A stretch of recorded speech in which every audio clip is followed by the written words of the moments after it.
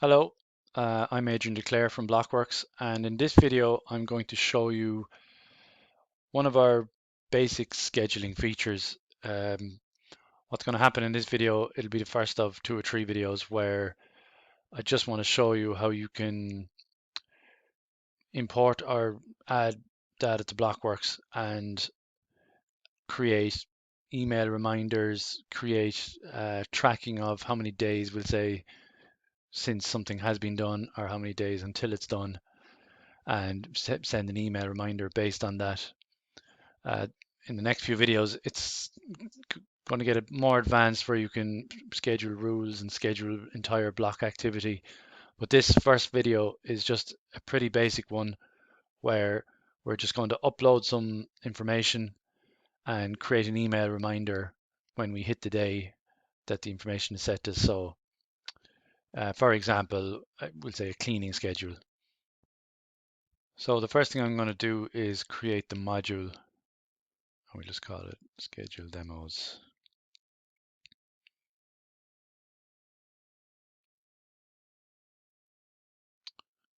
And that's the module that's going to contain the various blocks.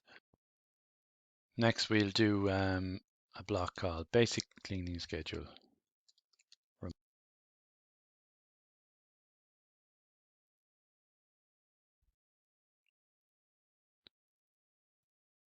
So this is going to be super basic, just as a demo.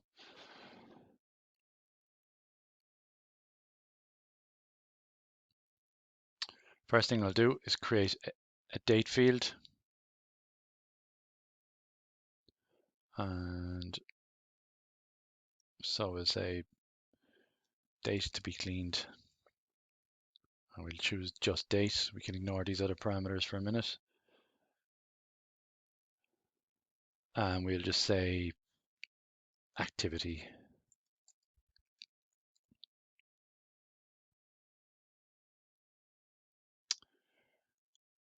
And the next thing we will do is create the email reminder itself.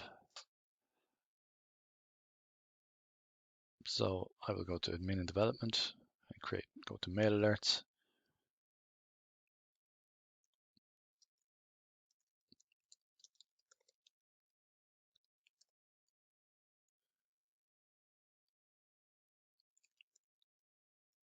The email subject can be cleaning reminder.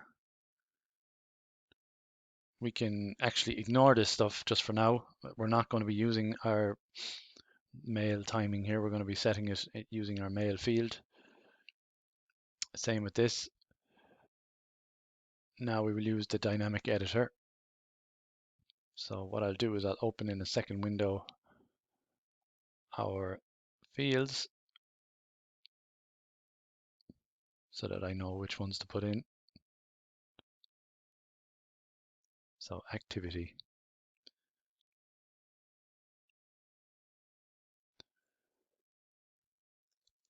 This is a simple reminder to let you know that today the following activity is to be performed. And the field slug is called activity. And that's the format for that.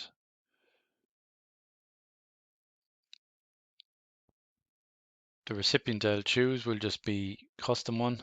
We're not going to dynamically set the email address. So in this case, I'll just say Blockworks alerts, and I'll use Mailinator, which is a nice public way to access emails for testing. I'll take note of that email address and add alert.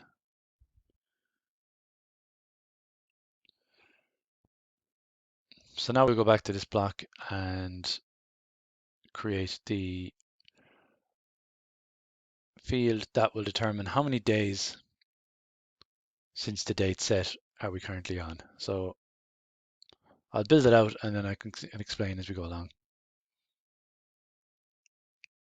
So I'm going to create a plain data field, which is just a field that populates information from somewhere else. You can't actually physically input information into it. So the name is going to be days before date. Simple as that.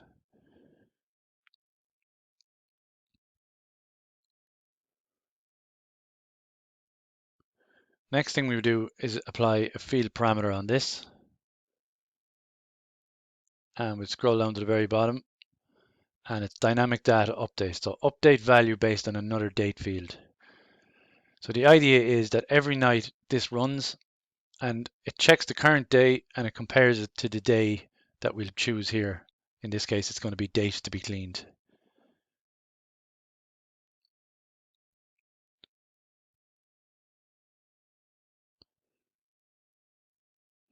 So for example, if I put in tomorrow, we'll just say cleaning.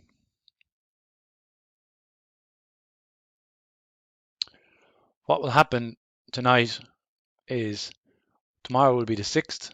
It'll compare the current date, which will be the 6th tomorrow, with this date, and this will give you the value 0.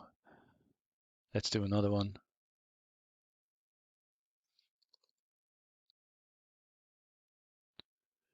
So for example, tomorrow, when this one runs, this value is going to be, so tomorrow is going to be the 6th, but when this video is recording, which will be 16 days from the 22nd. So this value will be minus 16 because we're 16 days before the 22nd. So I'm going to delete this information and we're going to build a schedule knowing this.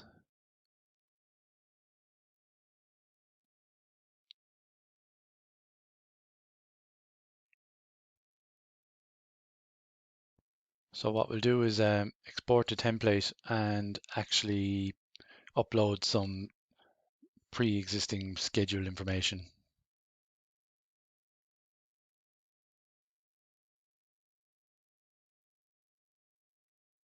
Just closing this one and re-upload, open this one again.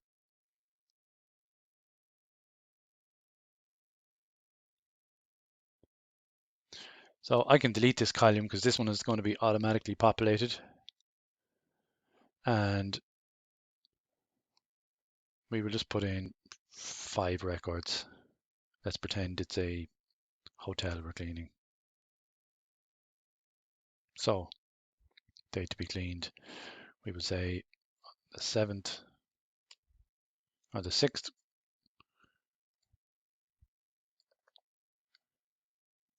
Lobby. The 7th of the 10th is the kitchen. Well, let's just say that needs to be done every day, so we can even do 2 that are in the 6th.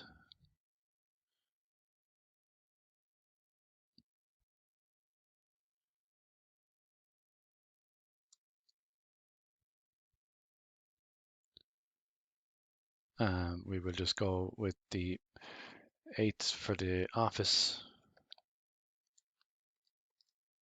And we also are saying that the kitchen needs to be done every day, so there's going to be kitchen again.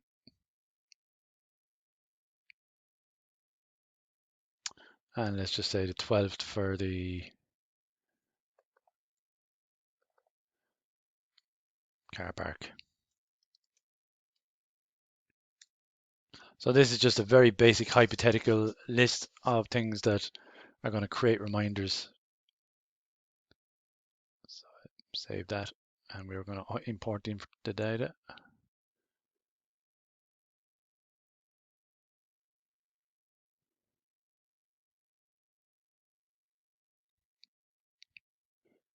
So like I explained, starting from tomorrow, this is going to be 0, this is going to be 0, this is going to be 1.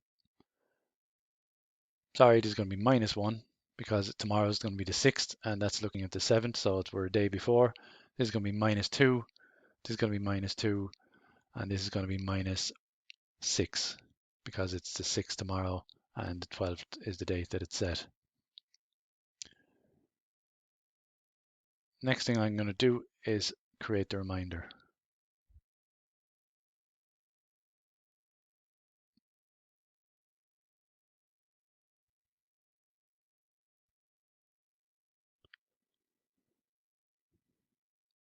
So I'm going to create what's called a mail alert field, and we call it reminder. Choose the alert we wish to send. This will be the one we sent a while ago, email reminder for cleaning activity.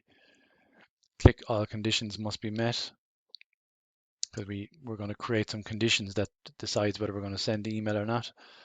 Local field to check is the days before the date. The condition is that it has to be equal something, and we're going to say 0. So this means that we send the email when this value is 0. And I'm going to say run on schedule. Select the frequency, daily. What time? We will say 7 a.m. and click submit.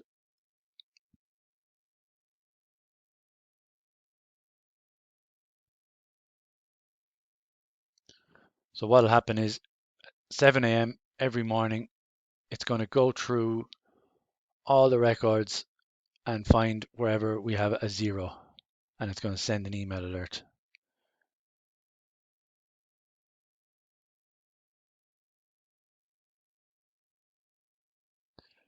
I'll just verify that I set that up correctly.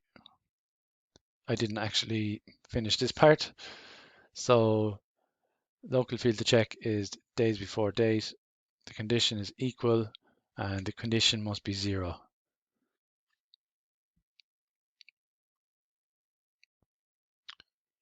So next thing is we'll go back to the data here, and I'm now going to pause this video and basically imitate as if we have moved on to the next day, which would be the 6th of October. So today's the time recording is the 5th. So we're going to pretend that it's been overnight and all these values have kicked in by comparing it to this date.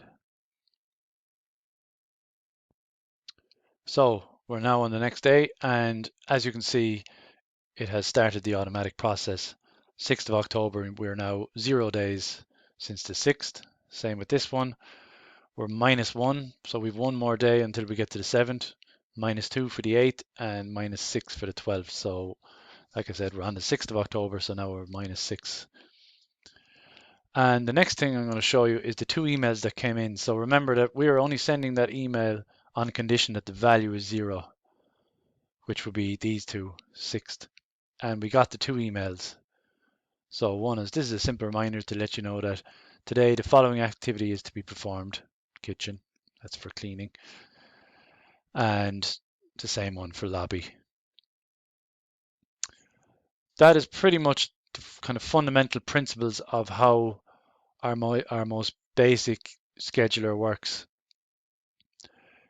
That is using, just to recap, it's using the scheduler inside our mail field, and it's also using our dynamic data update parameter. It's worth noting that this is our kind of basic version. We have something much more advanced now, which we'll be doing in another video. I'll be doing it straight after this video, which is the ability to actually schedule an entire block process where it gets rules, it does everything, it applies any mail parameter or mail fields that exist, not to mention other fields we have that activity occurs where, for instance, cross block, where we can send data to other blocks. That's for another video, but it's going to be very valuable.